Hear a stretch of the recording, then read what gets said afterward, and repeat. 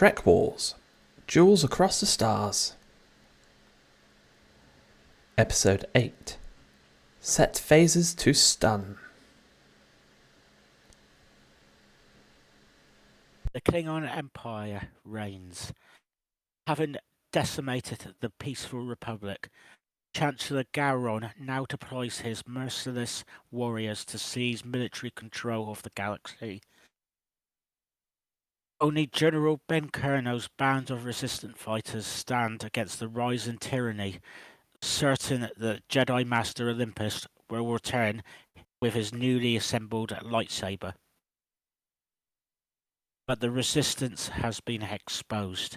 As the Klingons speed towards the rebel base with their batlifts in hand, the brave heroes must decide their top 5 weapons before the Klingons arrive.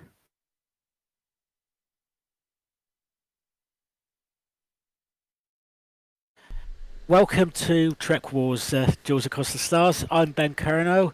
My other host is Olympus, good to see you all. Thank you for jumping in and watching us on YouTube or listening to us on Spotify.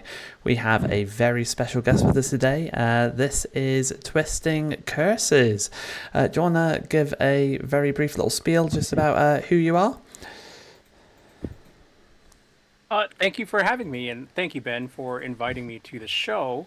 No problem, thank you. I live in the United States, and, just average gamer, whether it's digital or tabletop. And, I've been watching Star Trek since it started. And not Star Trek, Star Wars. I've not been watching Star Trek that long. My first introduction to Star Trek was the cartoons. So that's where I really first saw Star Trek. Yeah. Thank you.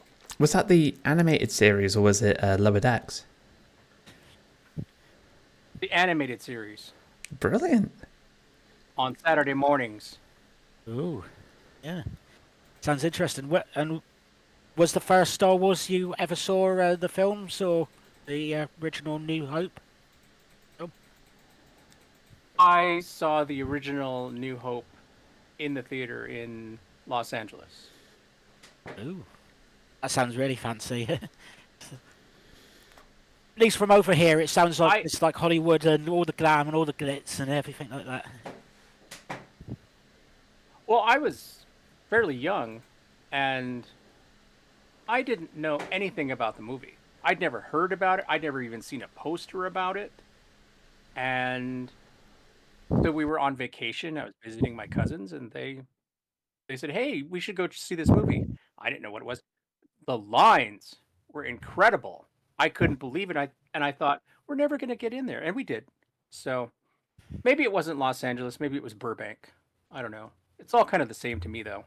But yeah. Oh, cool. And yeah. Anyway, yeah, thank you again for popping on. One thing we do at the beginning is we give our little rules of how we decide our picks. Is there anything that we have keep into it? Anything that restricts us? Olympus, do you have any rules for your picks for, as we said, the top 5 weapons from Star Trek and Star Wars? Yeah, so I've set myself only 1 or 2 very basic rules. It has to be something that was designed to either be a direct weapon or contain a direct weapon. So no indirect weaponry of any kind. Cool. Twisting Curses. Did you have any restrictions or at all, or any rules for your picks? I did not, except it's really hard to think of some. So I opened it up, and that changed things. Yeah. Oh, fair enough.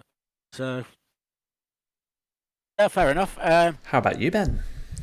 Yeah, no, I didn't have any specific picks at the beginning, but at the end, it's just like it's more ones that I actually not necessarily enjoy because I know they are weapons, but it's something that to me looks good, just rather than it's something. It just has to look good in my eyes, in my head, and I might regret saying that after telling you my number 5 pick, but but yeah, it in my eyes it just had to be good, look good. So, shall we kick off with our number 5 pick then? I think we should. I can't think of anything else to say. And special guest first, if you're up for it, Twists and Curses. Do you want to give us your first pick? So your number 5. Yes, number 5 is. I tried to keep this off the list and I couldn't keep it off the list. So my number 5 is the lightsaber as a weapon. How could you not have that as a weapon? It had to be on the list. I think it's also a cutter too. I mean, it can cut through nigh anything. Oh, so it seems that you just don't have to use it as a sword, but you can also use it in that capacity too. So that's my number 5. Is this generic one-bladed one, or are you just generic lightsaber or all of them? So...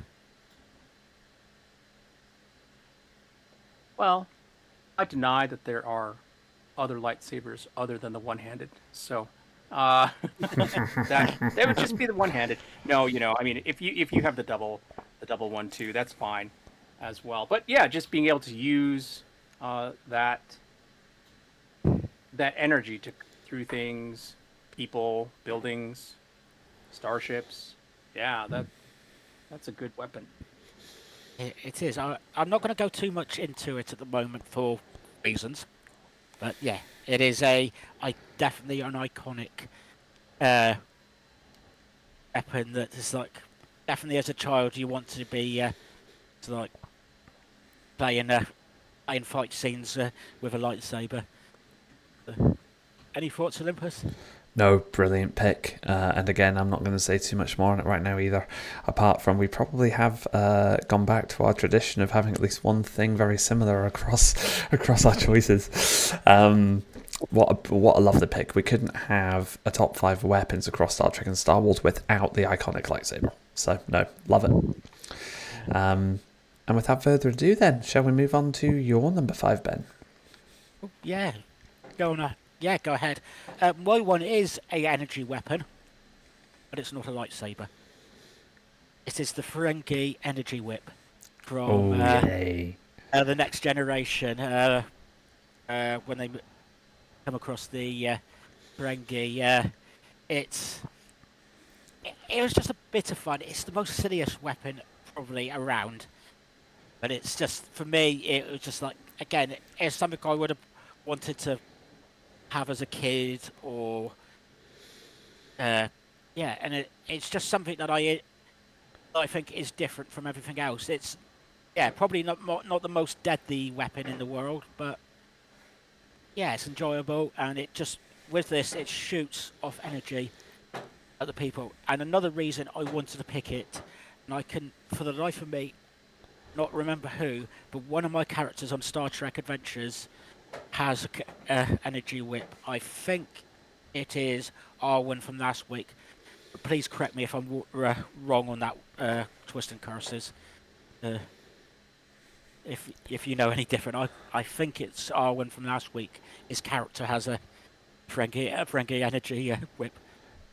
It's a very interesting choice and comes from the episode in TNG. I can't remember the name of it, but where they meet Portal, part of the Takon Empire. Yes. So sorry, Twists and Curses. I think you're about to respond to Ben. I can't remember. Yeah. I wasn't paying attention during that part. No, that's fine. I just remember it on his character sheet every time, and it's like, it was just like, was it Arwen's or was it somebody else's? And it was just like. It's a very cool and very unique weapon. There isn't another one like it that I can think of in Star Trek or Star Wars. Yeah, there was a similar one I considered in the Star Wars, which was the one from The Last Jedi, was It's like half energy, but we have half solid blocks on it from that big fight scene with Oh Kylo Ren. yeah, because it And, solidifies into like a blade or something, doesn't it? And then Yeah. goes back down into a. I forgot about that. Yeah, that was me. It was between those two. But anyway, yeah, that was my number 5 pick, Ferengi energy pick. Whip. Any other thoughts, Twisted Curses? Or? I I remember that episode. I've been watching people rewatch the episodes, so reaction channels, and that one just came up, and Ooh. that really did debilitate the team. So it is quite the weapon. And again, it I don't believe it was ever used again in the series, but at that moment it was quite good. Not in the live action. I've seen it once in Star Trek Lower Decks. They brought it back for that. The episode with the Mugatos or Magutos or the 17 other different ways you can say that animal's name. I didn't remember this, but I briefly, with my research going before, was it also appeared on in the Enterprise program episode when Frankish tried to take over the Enterprise. Did it? I'm going to have to rewatch that. Yeah, I can't remember the scene, but I've seen a picture with Neelix's actor playing a Ferengi carrying it. So, yeah. Oh, right. Need to look for that. And I think there's also a DS9 where they mention the toy. I do remember that one. Yeah, and Quark has a go at his brother for taking out the packaging. Yep, you've lost value there. Depreciation. There'll definitely be a Ferengi rule of acquisition about that. On to mine. I have in my number 5 the Quantum Torpedo from Star Trek. Simply because I just remember the first time ever seeing a quantum torpedo on screen. It was Star Trek First Contact, which was one of the first sort of pieces of Trek media I ever watched. My favourite Star Trek movie. And just seeing that blinding sci-fi white light striking an enemy vessel was brilliant. So that's always left a resonance with me. I just think they look so much cooler than the photon torpedoes. Movie budget probably helps with that, but yeah, quantum torpedo. And also, quantums are such a cool sci-fi word, isn't it? And I know playing Star Trek Online, you start with your photon torpedoes when you're on the Federation, and it's like leveling up and trying to get through all these missions to get to the point where you've got a good enough ship and a good enough level to get a quantum torpedo. When there are so many other better weapons in that game to have than necessarily a quantum torpedo, but it's always a go-to of mine. So yeah, that's my pick. What are your thoughts? Any thoughts, Walter? I love the Chronoton warhead. Not the Chronoton warhead, the quantum torpedo. Yes. It's such a cool thing, but it always felt OP to me. So even in the other movies and things, it rarely shows up. But when it does, it certainly works. So absolutely. Yeah. I wonder if that OP side of it, because I do agree with you, I wonder if they introduced it a bit like that because it was sort of, they're meant to be better than a photon torpedo, and what can you really do to a photon torpedo to make it better than make it more kaboom? I don't know. It didn't help that when you first see it in Star Trek First Contact, it's striking a Borg sphere, which is basically getting ready to blow itself up anyway, because they know they're doomed. So there is that. Yeah, and to be honest, just as I said, just putting quantum in front of it does make it better. Yeah, like Quantum Leap. Definitely. Brilliant. I don't have much to add to it, but the torpedoes, whether it's the photon ones or the quantum torpedoes, are classic, and yeah, it is something I did consider the torpedoes, and yeah, don't want to go into too much of a sad scene, but yeah, seeing Spot going off in one of the casings. casings was sad, and it was a great scene though. It was an iconic scene as well. Agreed. Twisting Curses, over to you for your number 4. Number 4 is from Star Wars, and it's the AT-AT Walker. I thought those could have been used in so many places and done so much damage.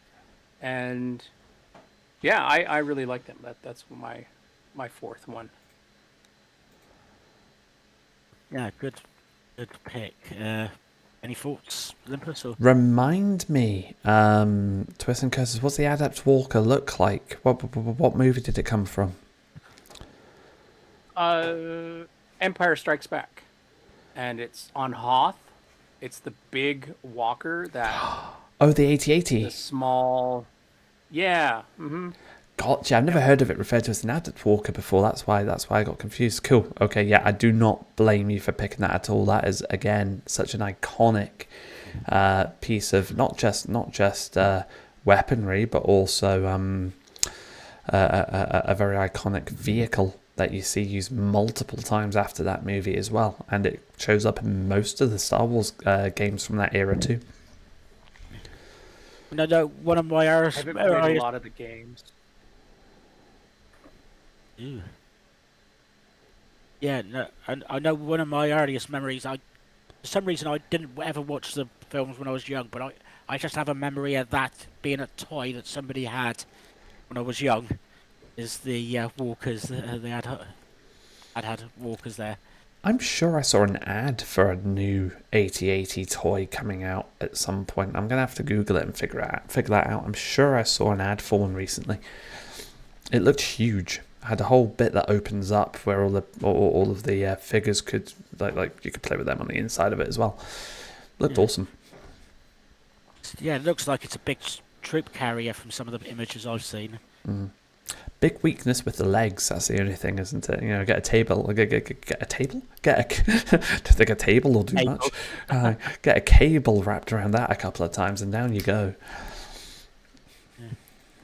Very true. But yeah, it's very iconic. Love it. Love that it's slightly different in your handheld weapon. Yeah, exactly that. And again, even if you don't know Star Wars, anyone sees that, 99% of people know where it's come from. Mm-hmm. Shall we pop over? Oh, actually, no, it's not Olympus next. It's me next. It is you next. Yes. What's your number 4? I am going back to Star Wars. So for Olympus, for Twisting Curses, it's 2 Star Wars for me. At the moment, it's 2 Star Trek. And I am going to the tag dagger, the Klingon daggers. So it's the traditional dagger for them. It usually has the crest of the house on the dagger.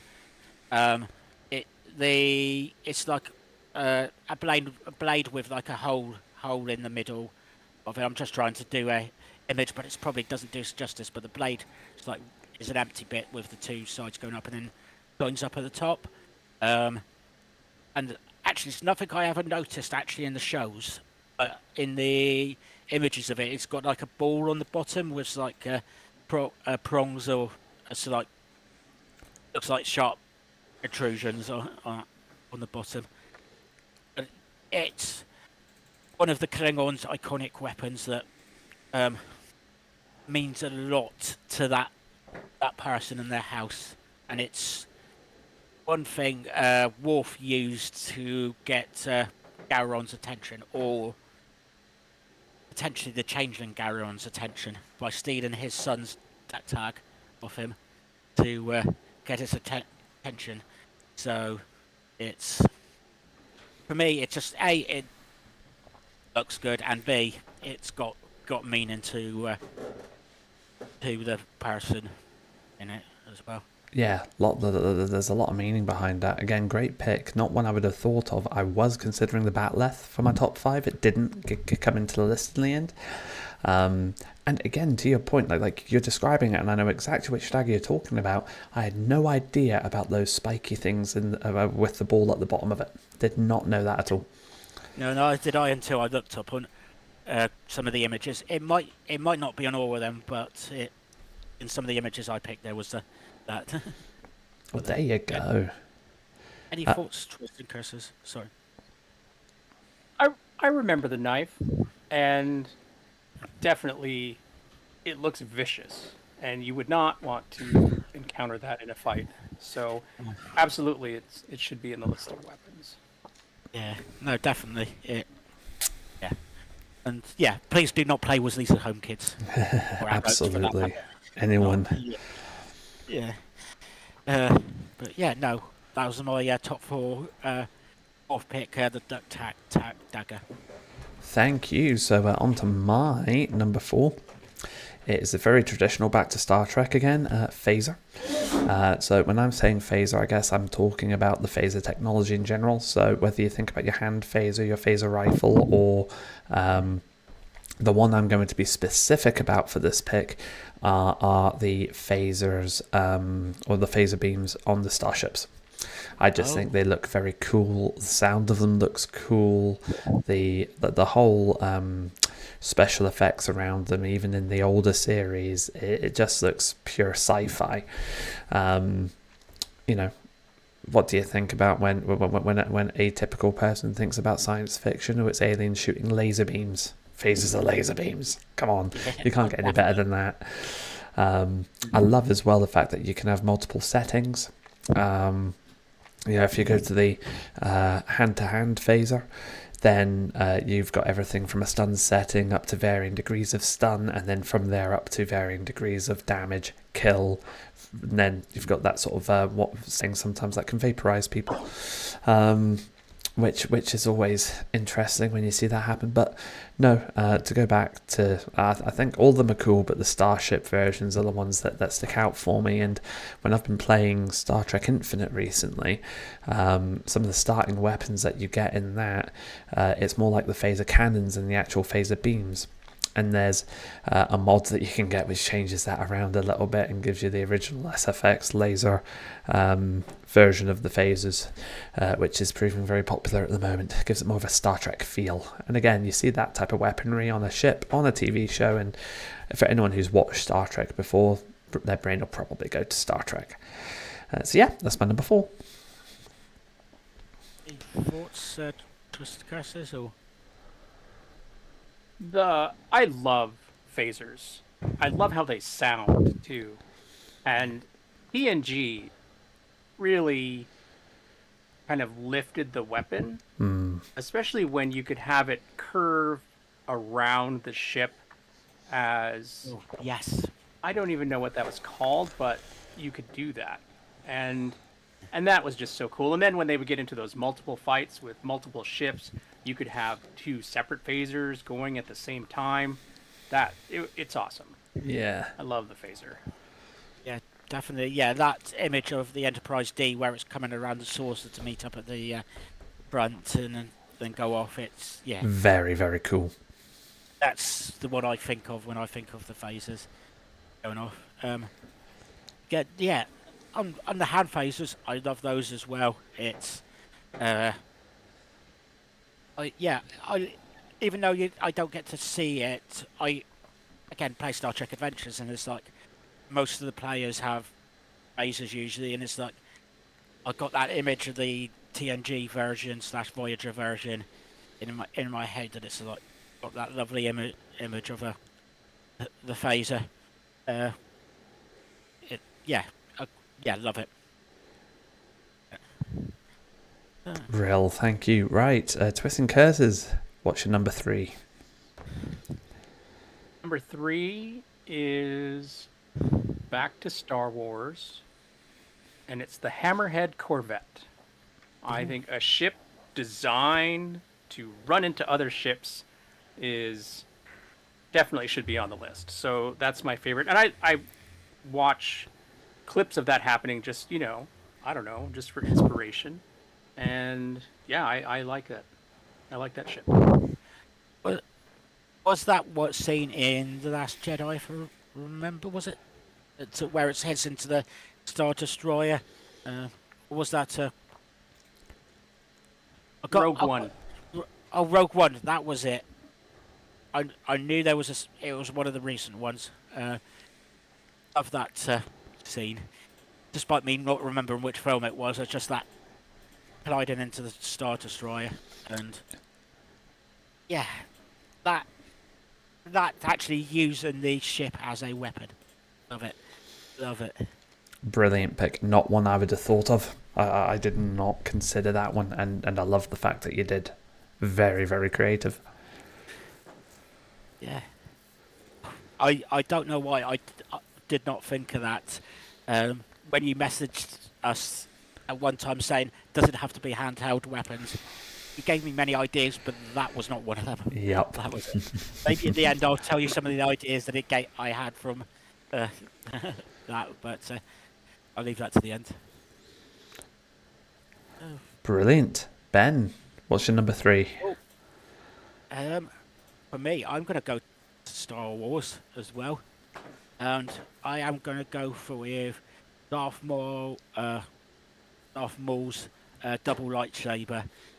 It's not the most fancy of hilts, but that scene when, or any of the scenes when both of the blades come out, it's just like, love it. And as we said, was the lightsaber's force. Being a kid wanting to play with like swords, and again like the phasers is one of the shoes of phasers is that image, and it actually definitely adds something, this double bladed lightsaber, and the fight scenes it has with it, especially against Qui-Gon Jinn and Obi-Wan Kenobi, is again iconic, and I think that's what makes me think of this lightsaber, is that scene or scenes. It's, one of my number 3 favorite weapon from the franchises. Again, brilliant choice. Double-bladed lightsaber is one of my favourites as well. Again, I won't say too much more about it, but what I will say, thinking about double-bladed lightsabers specifically, Maul is one that always comes to mind. The other that always springs to my mind, even though, again, going back to games for a moment, I've played a lot of Star Wars games that have involved a lot of double-bladed lightsabers. The one scene or the one character that I always come back to is Satele Shan, and that cinematic trailer, the first one that we saw when the Old Republic was about to launch, and she's in battle with Malgus, with her shining blue double-bladed lightsaber, and that one does have a very fancy hilt, but that was back in a totally different era of the Republic. So yeah, I'll stop there because I might have more to say on lightsabers in a little bit. Twisting curses, anything? That fight with Darth Maul and Obi-Wan and Anakin, that was just the coolest thing that had happened at that point in time in several movies. Even though it wasn't in those movies, it's still it's iconic. And the other one that used it, I think, is Ventress from the Clone Wars. Did she use, or did she have two separate ones? Yeah, she was dual wield. I'm sure she had 2 separate lightsabers. Yeah, she had 2 separate. Yeah, I really like the double light, the Darth Maul's use of the double lightsaber. Yeah. And I know one of the player characters in Star Wars: The Old Republic, going back to that, you can carry a double-bladed lightsaber. But in theory, it's all the Sith or Jedi characters now, because you can mix up things. But I think it was a Jedi consular, if I remember correctly. It was, yes, that was the original story route that you could have that. And there's probably a Sith one as well. There is, so it's Jedi Shadow on the Republic side, and it is a Sith. It's the Inquisitor, assassin. Oh, yeah. Those I never remember. It's like in my head, but actually, yeah, it is that I did like having the double lightsabers in the characters there, and it's especially in my Jedi consular, but also the Sith Inquisitor there. Some of my favourite characters, mainly. That's half the reason. Yeah, I suppose unless anybody else has got anything to add, shall we jump to Olympus? I'm pointing it that way because that's that way on my screen, but he's probably not that way on. Correct. When you look Strike at it, that and reverse it. That way. My number 3 is the Thetheron weapon, or Thetheron device, which is used in Nemesis. That's the first time you see it anyway. You also do see it in part of a story arc in Star Trek Online. This thing is extremely powerful. Just a few sort of granules of it will turn you into dust, basically. Banned technology throughout the quadrant, and the Romulans, specifically Shinzon, or Shinzon is I'll need to correct myself later on that one, but he's using that in a ploy with a ploy up against Jean-Luc Picard in the last of the Next Generation movies, and probably one of the most problematic for the fandom, depending which side you sit on. So yes, that's my number 3. Oh, do you know? When I said my rules earlier, I wanted to go for ones that I like the look of. That's the reason I did not pick this as my top 5 weapons, because it's very effective, very horrible weapon. Or they were all in theory horrible weapons, but it even though effect looks great, it just wasn't the most fancy looking weapon in the thing. Yeah, no, you're right. It's not the fanciest. I think the first time you see it, it's in this little pyramid ornament that just pops open, and it just sprays out everywhere. So not the fanciest, almost showy off, flashy weapon in the world, but it does its job well. Yeah, it's almost Star Trek's version of the Death Stars, but on a more political scale. Very much so. Yeah, a smaller scale. Question, Curses, any thoughts? I completely forgot about that weapon. Yeah, it does do. It's devastating. It really is. Thank you for reminding me of that. No problem. Yeah, no, good choice. And that the scenes with the senators and the proconsuls and proconsul and everybody there, that's very devastating. Oh, painful weapon. Yeah. There's a big sort of symbolic shift in the movie as well. You see that happen at the start. You see the praetors that are left in the Senate. The Senate all die through the assassination, and it just sort of blends from the scene of one of the senators disintegrating, for want of a better word, into Picard starting his speech at Troy and Riker's wedding, and he starts off by talking about duty, which I won't go too much further into it, but when you look at that movie as a whole and what it's about and the politics within it, it ties up very nicely.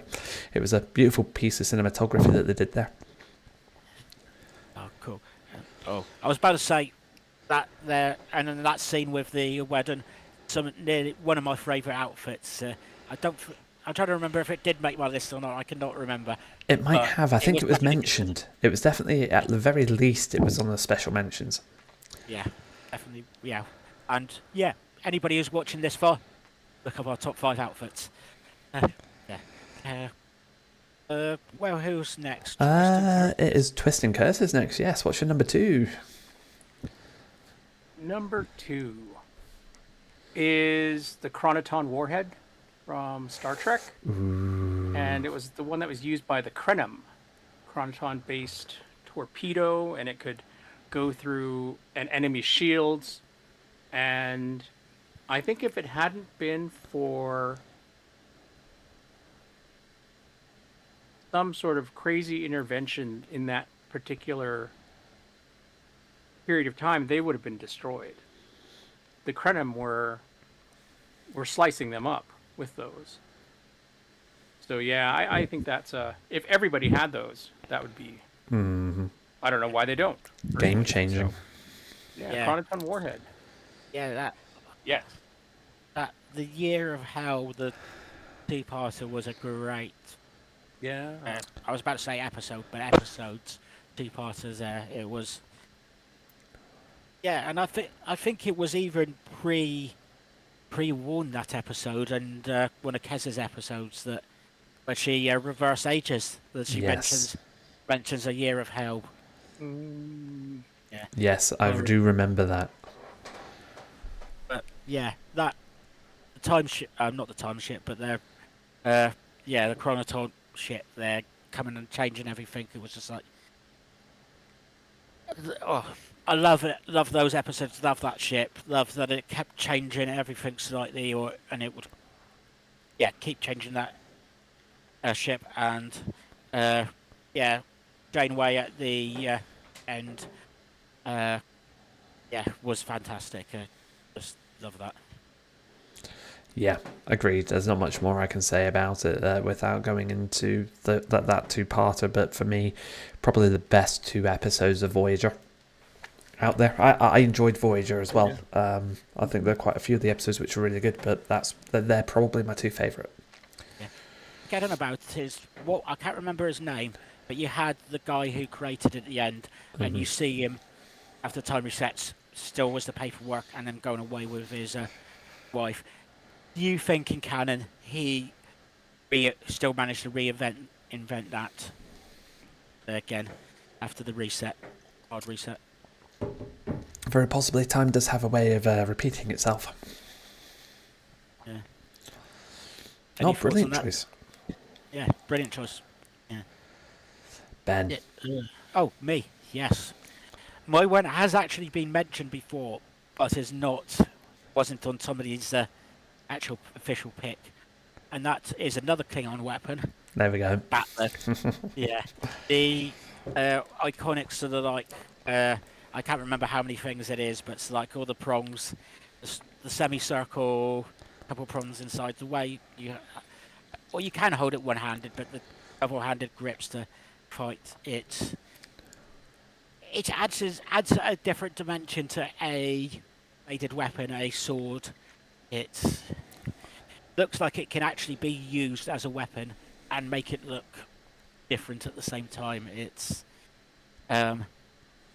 it's this, and almost as I said, it was my the tag in an iconic Klingon weapon. This is the iconic Klingon weapon. When you think of it, you think of Batleth. It's one of those. Yeah, if I was having to go to war with a bladed weapon, I wouldn't mind trying to use one of those.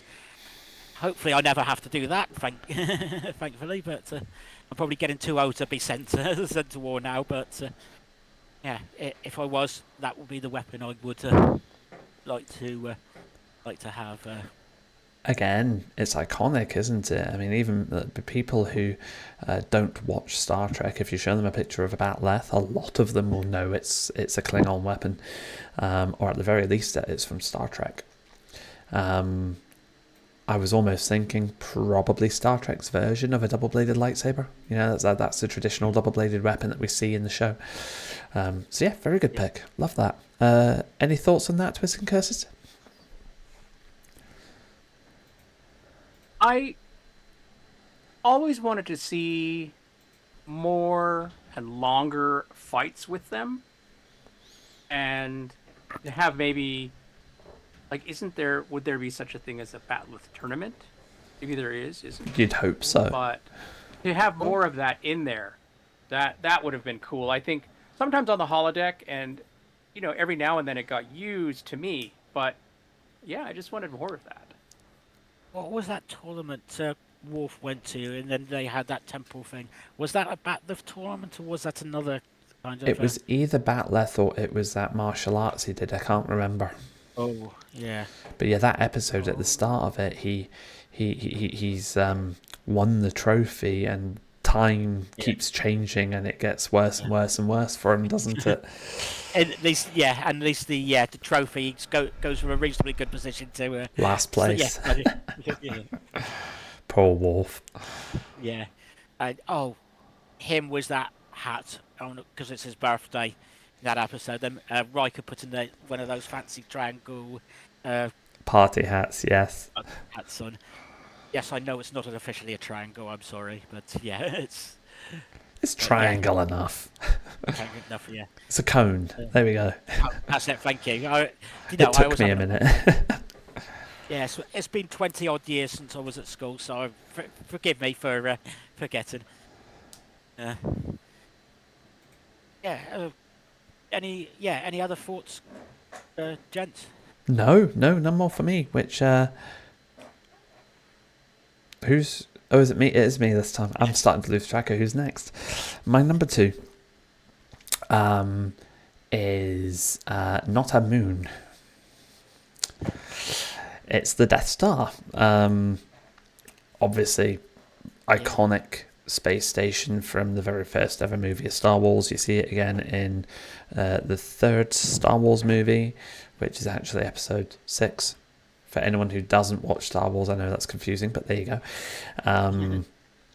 Yes, it's a massive space station. Obviously, a lot of other stuff's done there, but let's be honest, it's a planet killer at its heart. That's why it was designed, to create that fear factor, to keep the planets of the Empire in check, and to see its capacity to destroy against Alderaan, and even its first test that you see in Rogue One, and the damage it does to that planet. Can't remember the planet's name. Ben might. I know it's your favourite Star Wars movie. Jeddah? They do it to Jeddah. I forgot about that as well. Because they do it to Jeddah, then they do it to the planet at the very end as well. I totally forgot they did it to Jeddah. Yes, they did. Yeah, I don't know why I had a mind blank. I gotta Google it. Thank you. Yeah, please do, because and again, it looks cool when it's firing up. The power up, the sounds, the lasers all coming together. Again, that kind of cone shape, all into a single point. I'm trying to do this with the pens, but I can't really do it properly. Yeah, like that. Yeah, definitely like that. Yeah, super cool. If I'm ever able to get hold of that Lego set, I'm going to have so much fun with it. What was that? Sorry, Twisting Cursors? Scarif. Yes, thank you. Pardon me, yeah. So yeah, that's my number 2. Probably the deadliest weapon on a planetary scale that I can think of. Yeah.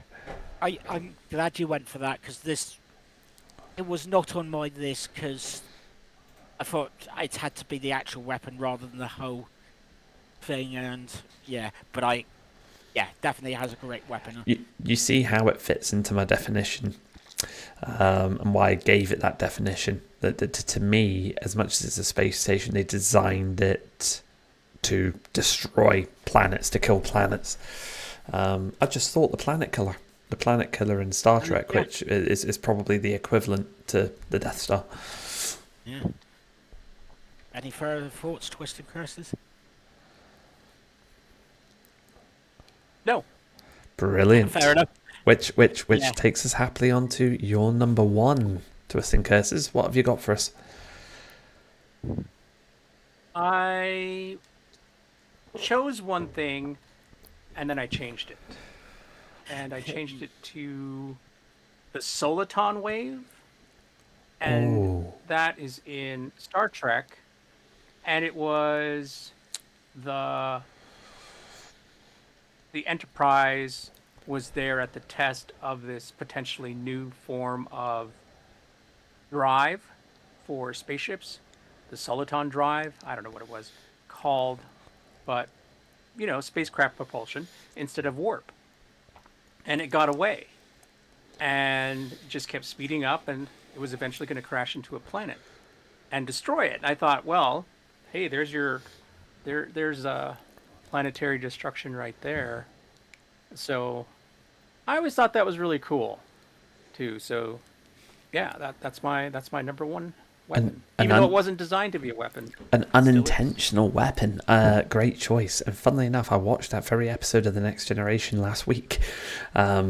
because it starts off, George of the Forge is super excited because they're basically there making history in the same way that Zephram Cochrane did with Warp Drive, and he listed off a few others from sort of further into the past.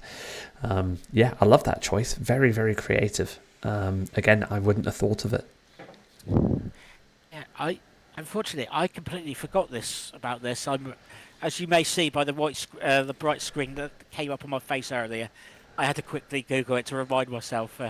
But which is terrible considering I call myself a Star Trek fan. But There's a lot of Trek shows, to be fair. Yeah, and it's great pick, and I'm glad you picked it. I would not have thought of this one, so I'm glad you picked it. I wish I could say more. Brilliant. Well, Ben, over to your number one. And I am going to go to Star Wars on this one. And again, I'm going to pick a lightsaber.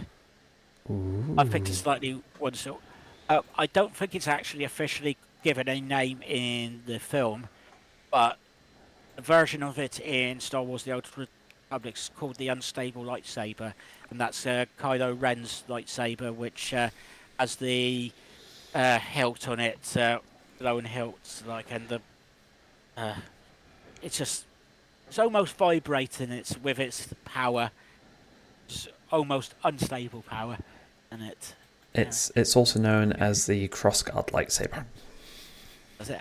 Fair enough. That I should have tried to look up what that name of it, but I just remember it by that, and I love that name anyway. So that is the idea of it as well, because it's so unstable. They've got the vents either side to vent out some of that excess power, energy, whatever you want to call it. I think that was where the concept originated from. And it's again, it's one of those brilliant designs that usually every film or every show and a franchise, they try to outdo themselves from the next one, make something bigger, make something better, which they did with this. And actually, I think they actually succeeded on this occasion to get something that looked good and not too overbearing. It just has a brilliant look to it, in my opinion. Any opinions? I love it, and it divided a lot of the fan base when they first showed it off. But no, I absolutely love it. It just, again, one of my favourite weapons is a lightsaber, and to see them continuing to innovate with it and do different things which were very, very plausible, I really liked. And again, I'm going to go back to a Star Wars game, Jedi Survivor. It's the second Cal Kestis game. One of the stances you get in that is a crossguard stance, and the way the game developers sort of designed it is it's a much heavier version of the lightsaber. So very big on defense, very big on attack, but extremely slow. Which kind of, when you think about that and compare it to how you see Kylo Ren fight with that lightsaber, is very similar. He's sort of big, long, powerful swings, not as refined as you see, say, Obi-Wan and Anakin on Mustafar with their single hilts. But no, I absolutely love it to round off. Great pick. You just made me think of that fight between him and the I'm having a mind. Rey? Rey and Rhaegar's character. Finn. I don't know what. Finn. Yeah, please edit that thing. Rey and Finn. Yeah. That scene between them is like, I know he's got he's injured, but yeah, he seems very sluggish with it, trying to control it. It's yeah. That has a nice feature too. You're talking about at the end of episode 7, so the first one of the new trilogy, where they're out in that sort of forest, going through the chase fight. Yeah, cool. Yeah, I know what you mean. Yeah. Twisted Curses, have you got anything to add to that? Not really. It just wasn't one of my favorite ones. I I don't know why. Maybe because it looked like an upside down cross. There was that for a while, and yeah, it didn't show up for me. Sorry about that. That's Not fair at enough. all, not at all. That happens, and to keep us on lightsabers as we move to me, my number one pick is a lightsaber, but more generically. So not specifically, because I can't choose a favourite out of all of them. I just love the weapon. I love the refinement. I love the different hilt designs that they've come up with over the years across the different media, the sounds and the different variety of sounds of lightsaber that you get as well. But all of them just sound so cool, and the different colours you can get, some of the symbolic meanings behind the different colours you can get as well. You actually see, again, going to Jedi Survivor, you actually see a lightsaber crystal being bled from its original colour to red through the dark side. So you actually get to see that happening for the first time. I think in any other media that you've seen it, it's either been talked about or it's been like written in books. So that was really, really cool to witness. And again, it's first and foremost, I guess, a weapon, but it's a tool in a lot of different ways, to your point earlier on, Twists and Curses. And there was a quote which almost made it to this episode's title. It was a weapon for a more civilized age. I always remember that from episode 4. So no, I won't ramble on much longer. If I had to pick an absolute favourite, it would probably be the double-bladed lightsaber. Just because of my exposure to that with the sort of key characters that I played in Star Wars: The Old Republic, how awesome Maul was with it in episode 1, and Satil Shan in the cinematics with Star Wars: The Old Republic. But no, the lightsaber in general is an absolute, it's pinnacle of weapons in sci-fi for me. Not the most powerful thing, not the most destructive, but very, very useful, very unique, and very symbolic. So, I don't think I've got much to add to that. Very symbolic, very, love them as an idea. Well, we all love them. I mean, I think all of us have mentioned it in our top picks, haven't we? So that speaks volumes. Yeah. So combined total of 4 lightsabers. I went more specific. Twists and Curses, and you just generally went lightsabers, and loved it. Love it. Brilliant, absolutely. So, I suppose it's time to quickly. I'll tell you what. Why don't we run down our picks before we? Yes. So just listing our top 5 in summary. Twists and Curses. Do you want to go first, from 5 through to 1? Okay. Number 5, lightsaber. Number 4, the AT-AT Walker. And that's just how I say it, because that's how I said it as a kid. And number 3, Hammerhead Corvette. Number 2, the Chronoton Warhead. And number 1, the Soliton Wave. I can't count backwards. Sorry.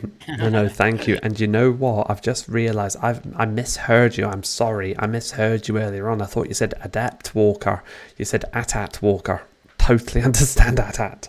That's what I called it as a kid as well. Okay. So sorry. That was totally on me. I've just misheard you.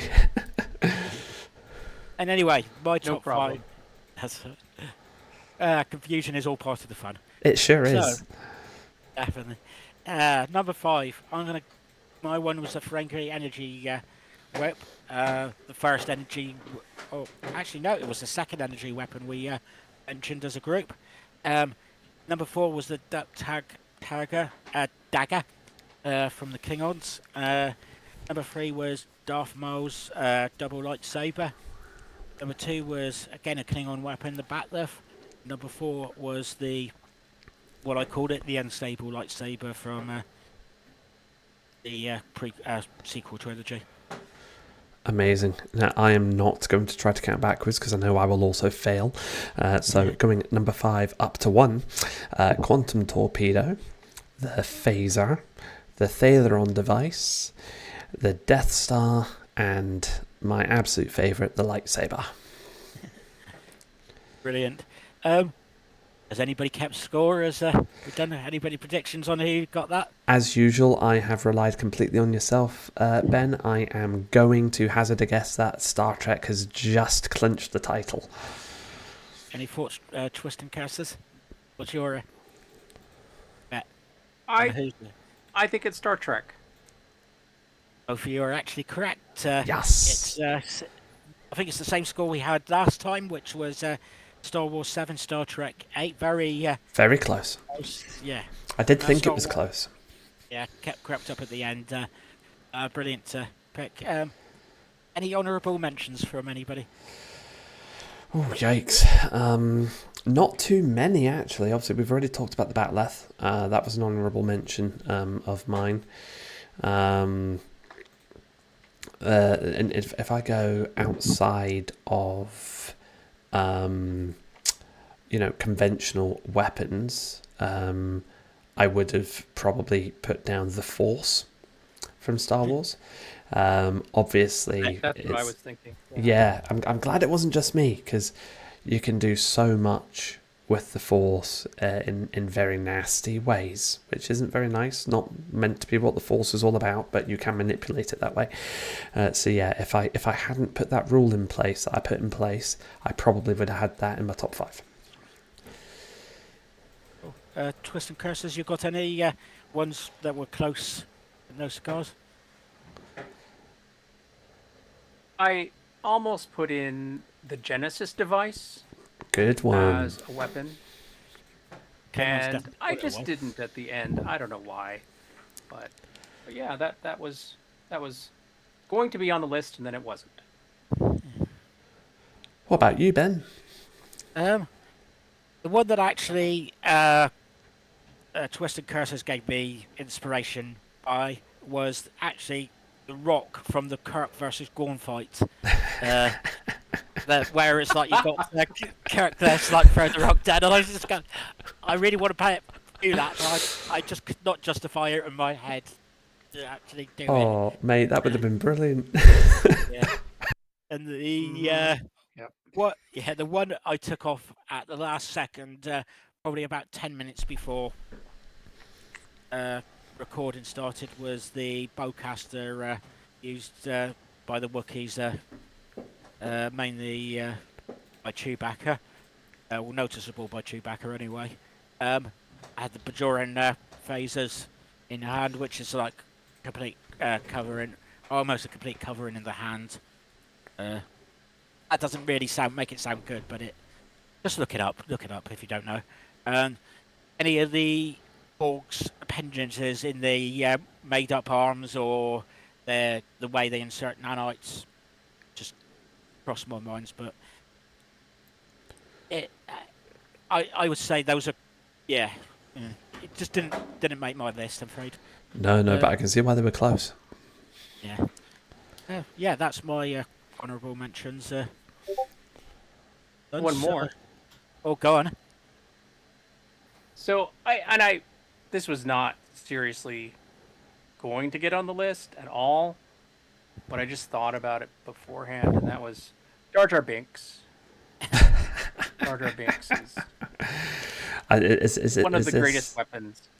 Absolutely, there's a lot of credence, or not credence, maybe that's the wrong word. But there's a lot of evidence behind the fact that he very well could be a Dark Lord of the Sith himself. Yep. Love Jar Jar. Exactly. Mm-hmm. Love it. He may also have saved Grogu on the flip side. Well, there's again, I've read it up. I don't know how much of it's true or not, but there's a theory that the guards in the ship that were waiting to pick up Grogu at their rendezvous after they leave Coruscant were from Naboo. So if that's right, obviously, Padme knew nothing about what was going on at the time and didn't reach out for it. The only other person it could have been with a Naboo connection, because it wasn't going to be Palpatine, would have been Jar Jar. Yeah, I like that. I've got to have looked that up now. Yeah, I like it too. I don't know how solid the actual evidence is, but it's I like the theory enough that it's my headcanon. Especially considering it's the same actor that that's plays Jar Jar Binks, that plays the Jedi that gets Grogu out of the temple. It is, isn't it? Yes. Yeah. Which was lovely as well. Redemption. Indeed. That's what that was. Massive redemption, yeah. Absolutely. I like that for him. Yeah, no, I'm glad to say this. And I haven't heard any negative feedback about that, so which is good. So, yeah. Yeah, shall we do a roundup? Olympus, where can we find you? Absolutely. So you can find me on Twitch. I am now back streaming again at last. Now I'm feeling an awful lot better than I was. So my last couple of streams have been around Star Trek Online and Star Trek Infinite, but I stream a whole host of different sci-fi related games, including Star Wars: The Old Republic, and others. So Star Wars Jedi Survivor. There's been another one I've been on recently. Sometimes I dabble in some sci-fi, not sci-fi, it's all sci-fi. Sometimes I dabble in some fantasy and other genres, but generally I try to focus on sci-fi. So you can find me on Twitch at Olympus0511, and you can also find me on Twitter, I'll never call it X, at Olympus0511 as well. Twists and curses, do you have anything that you want to bring up here? I can only be found on Discord and Xbox as Twisting Curses, and that's really it. I don't really do anything else. So, or except play Star Trek with Ben. I'll see if I can ping you an invite on Xbox. Actually, I've got an Xbox as well. I'm on that when I'm not on my PC. Cool. Cool. Thank you. Yeah. Yeah, you can find me on Discord. We do have a place where we, if you want to come and talk Star Trek, Star Wars, feel free. Where I know all three of us are on that Discord channel. Yeah, you find me on Twitter at TrekWars Fantasy. If you're watching this on YouTube, you know where it is, but if you're listening to it on the podcast, it's TrekWars and Fantasy. I think that really sums it up, actually. And yeah, if anybody's got their own top 5, please give them a shout. Put them in any of the comment sections that we have, whether it's... I think we have them on the podcast. We definitely have them on YouTube. We'll definitely have it on Twitter in a comment section. Yeah, as I said, Trek Wars Fantasy and Olympus 0511. That's right, yes. Please, I would love to hear your opinions. And shall we say... Likewise, and yeah, we were about to say goodbye. Just extra special thanks again to Twists and Curses for joining us today. It's been a lot of fun chatting about the top 5 weapons lists with you, and hope to catch up with you again soon. Yeah, definitely. Yes, thank you for inviting me anytime, and I loved it. It was great. A lot of fun. Fantastic, thank you. So yes, without any further ado then, thank you to everyone who has watched on YouTube, who is listening on Spotify. Your support means the absolute world to us. And until next time, may the Force be with you. May the Force be with you. Or should I do it like that news presenter had it? Or we could start doing, what's it, the Mariner and Boimler start doing on Lower Decks. It's the ironic Vulcan salutes. Yeah. I'm going to cringe. I might just edit that out. Jesus, that was terrible. May the Force be with you, everyone. Thanks again. Live long and prosper. May the Force be with you. Bye.